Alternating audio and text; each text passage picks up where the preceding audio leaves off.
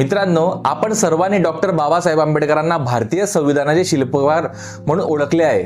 पण तुम्हाला माहिती आहे का की न्यूयॉर्कच्या एका लायब्ररीत बसून एका तरुण इतका अभ्यास करायचा की लायब्ररी बंद होण्याची वेळ झाली तरी त्याला भान नसायचे. किंवा ज्या माणसाने देशाचं संविधान लिहिलं त्यांच्याकडे स्वतःच्या घरापेक्षा जास्त जागा ही केवळ पुस्तकांसाठी होती. आज आपण अशा एका महामानवाच्या आयुष्यातील त्या 5 गोष्टी पाहणार आहोत ज्या आजही अनेकांपासून लपलेल्या आहेत. शेवटची गोष्ट ऐकून तर तुम्ही थक्क व्हाल. 14 ऑगस्ट 1931 मुंबईचे मणिभवन. महात्मा गांधी आणि डॉक्टर आंबेडकर यांची पहिली अधिकृत भेट.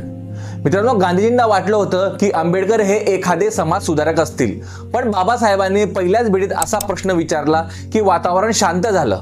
बाबासाहेब म्हणाले, गांधीजी, जर तुम्हाला खरंच अस्पृश्यांबद्दल कडवडा असेल तर तुम्ही काँग्रेसच्या सदस्यत्वासाठी खादी वापरण्याऐवजी अस्पृश्यता निवारण ही पहिली अट का ठेवली नाही? या एका वाक्याने बाबासाहेबांची स्पष्ट व्यक्ती वृत्ती आणि त्यांचा लढा किती प्रखर होता हे जगाला समजले. मित्रांनो, तुम्ही कधी विचार केलाय का की एखादा माणूस स्वतःचं घर फक्त पुस्तकांसाठी बांधू शकतो?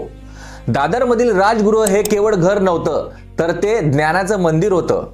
1938 मध्ये जेव्हा जॉन गुंथन बाबासाहेबांना भेटायला आले तेव्हा तिथे 8000 पुस्तके होती आणि आश्चर्याची गोष्ट म्हणजे त्यांच्या निधनापर्यंत ही संख्या 35,000च्या वर गेली होती. बाबासाहेब म्हणायचे, ज्यांच्याकडे वाचायला पुस्तकं आहेत त्यांना कोणाच्याही सहवासाची गरज नाही. त्यांचा हा ग्रंथ संग्रह आजही जगासाठी एक आश्चर्य आहे. 20 डिसेंबर 1944 ची एक गोष्ट. बाबासाहेब तेव्हा व्हाईसरॉयच्या काउन्सिलमध्ये मंत्री होते. एवढ्या मोठ्या पदावर असूनही त्यांना एका जुन्या पुस्तकाचा मोह आवरला नाही. ते दिल्लीच्या जामा मस्जिद परिसरातील जुन्या पुस्तकांच्या बाजारात गेले.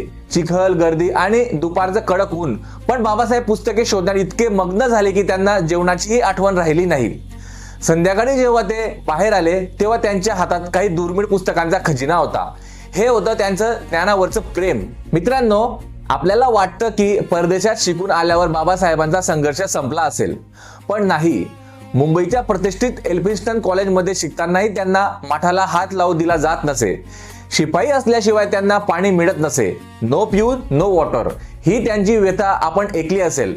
पण विचार करा, एवढा अपमान सोसूनही ज्या माणसाने जगातील सर्वात मोठं संविधान लिहिलं त्यांचं धैर्य किती अफाट असेल.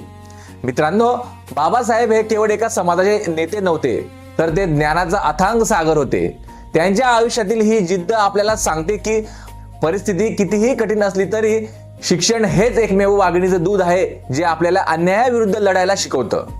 तुम्हाला बाबासाहेबांची कोणती गोष्ट सर्वात जास्त आवडली कमेंट्समध्ये नक्की सांगा आणि अशा माहितीपूर्ण व्हिडिओसाठी आपल्या चॅनलला सबस्क्राईब करायला विसरू नका.